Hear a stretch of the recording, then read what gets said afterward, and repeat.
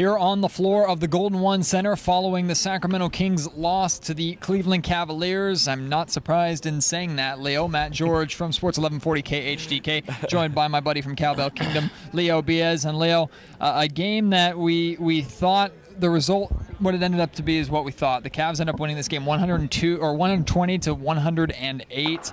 The Kings got off to an absolutely dreadful start shooting the basketball, and they really just couldn't recover from there. It was another same old story situation. Fall in a hole early, try and battle your way out of it. They went on runs at times, but never were really able to get within 8 points. Although you did say before the game that the Kings would cover that +7 spread. I thought they did it. Hey, I'm going off of historically the Sacramento Kings typically play the Cavs really, really well in this building at home. I think don't quote me on this, but maybe like 2 of the last 5 times or 3 of the last 5 times they've played these games have actually gone to overtime between these two teams. They're always competitive. They're always back and forth.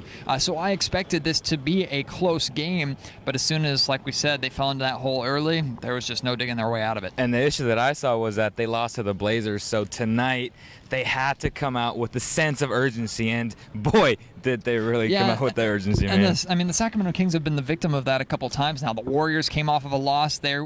I don't think they've lost 2 in a row and over like 130 regular season games or something like that. That's just absurd by the Warriors. The Cavs aren't too far behind that. They just don't lose 2 in a row as well, especially with the Cavs going into Golden State in a couple of days for that massive matchup as well. You just knew, even if the Kings played 100% effort tonight, which they did for the most part, but even if everything was going the Kings' way, still even then it was going to be questionable whether or not they were going to be able to pull this one out. It was just, in the grand scheme of things, you expected the Cleveland Cavaliers to pull this one out. And you did go inside the Kings' locker room. Did you take anything out of that? Or DeMarcus Cousins really showed off his basketball IQ tonight. I was really impressed with a lot of what he had to say. He actually took a lot of positives out of the game.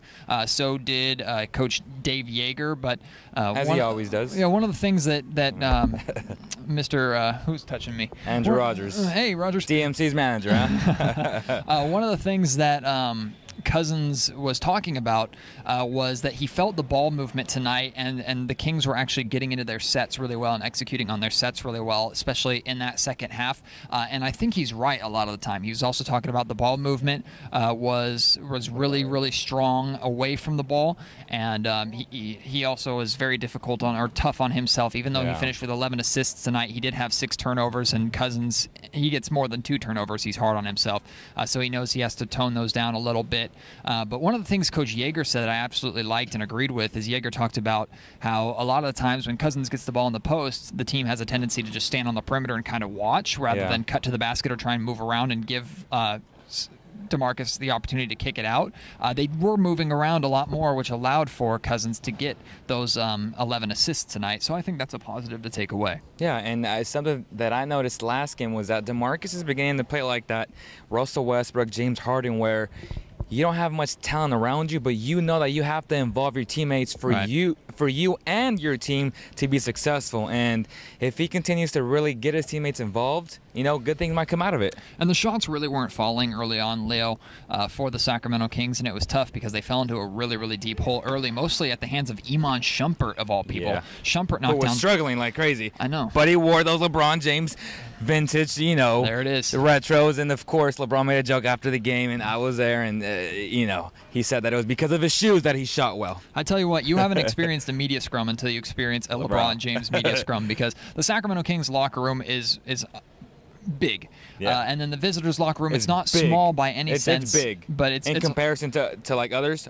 because I've been in others. Yes. It's big, but it's bigger than the old Kings home locker room. Even then, fitting all those 40, there are at least 40 reporters in there, plus all the teams and the coaches and the team managers and the staff working, the players themselves. Who got stepped on? Didn't you say someone got stepped on? Tristan Thompson was actually kicked by a group of guys that ran to get into position to speak to LeBron tonight. So, but you can tell there's just an air of excitement and just a next level feel when teams like the LeBron James Cavs or the Golden State Warriors are in attendance, and we've been blessed and fortunate to see a lot of those in recent times. Unfortunately, the Sacramento Kings have not been able to get the wins out of them, which is somewhat expected, but they have a good opportunity here against a team they play really well against, the Oklahoma City Thunder. And I said this on Facebook. I said hopefully soon the Kings become that team that they were. They were the NBA's team where everyone wanted to watch them play, just like the Cavs. And we have a bunch of Cavs fans, a bunch of Warriors fans. Why?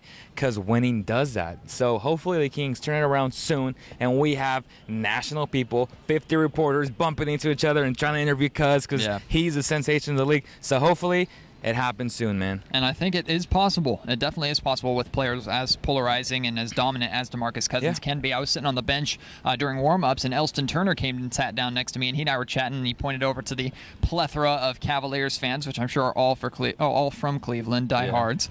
And they all, he was pointing out, I'm like, where all these people come from? What are all these people doing here? And Elston and I were joking back and forth, and I turned to him and I said, one day, man, it's going to be, even in our building, the Sacramento Kings are going to be warming up, and there's just going to be a sea of purple along the side. It's definitely possible, and it's something when you've reached that point as a team. Elston did.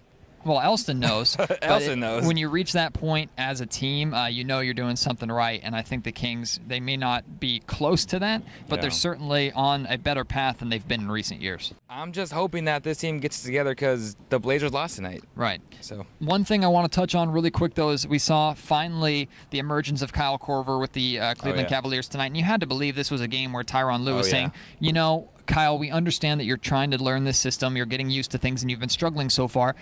You're a perimeter scorer. You're playing against the Sacramento Kings that are notoriously bad perimeter defense. Go out and just get comfortable and do your thing tonight. And Korver answered. He had 18 points, and he really got into a rhythm there in the second quarter. And even though as Kings supporters and followers, you don't necessarily want to see that, it was exciting to see from his perspective and the Cavs' perspective. Because he can do so many things for that Cavs team come playoff time.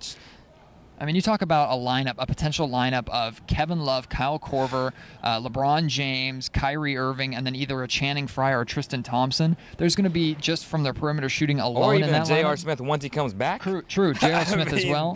They have shooters. And they have the ability to really space the floor, and it's going to, one of two things are going to happen. Either Korver and company are going to get wide open threes, or LeBron and company are going to get wide open lanes to the basket. And it's just going to be a very tough team to figure out if they can get Korver going. Yeah, and I'm going to say right now, if they get Korver going, they will beat the Warriors again.